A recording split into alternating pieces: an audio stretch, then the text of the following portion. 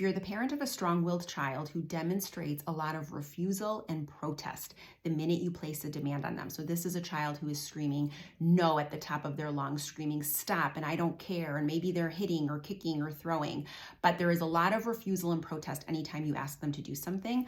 I'm going to highlight the two things that come up a lot in my coaching sessions so I can at least give you a starting place and how to shift these events so that they go in a much better direction.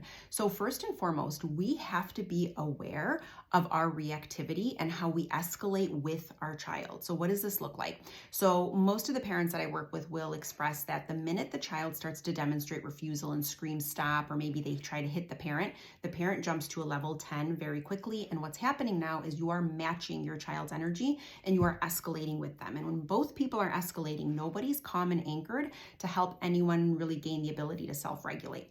And when we get to that level 10 place, what starts to happen is we jump into more of an emotional response.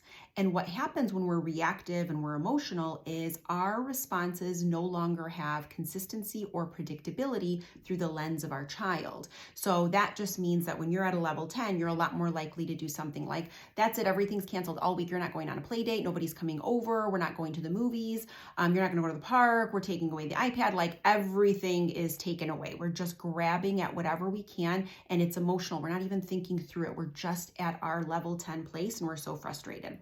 So the first thing you want to think about doing is just pausing, because we need a way to work through those triggered reactive responses so that we're showing up for our kids in a more responsive way and not in a reactive way. And most importantly, kids need consistency and predictability so that they can start to self-regulate faster.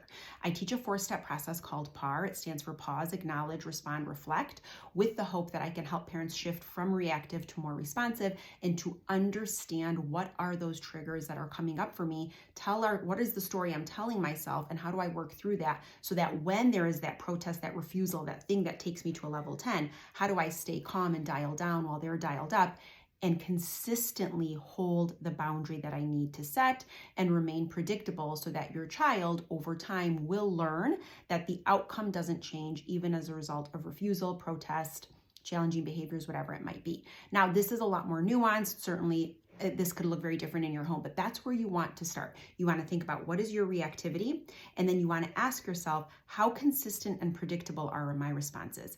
If they're not, meaning one day you're really emotional and you're yelling and you're threatening and you're taking things away, and maybe another day you're trying to ignore it, and maybe another day you're trying to be really calm and you're explaining everything. When we're a little bit all over the place in those moments, we are not creating that framework that's just consistent, and kids need that consistency. They want to know, how far can I push?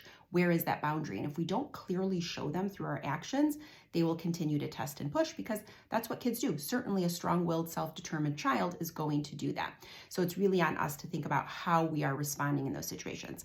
For that free download of PAR, you guys can go into the link in my profile. It's totally free. If you're interested in coaching, I have 2 spots left in May, so you can book a free call to learn more about what that 12-week process looks like.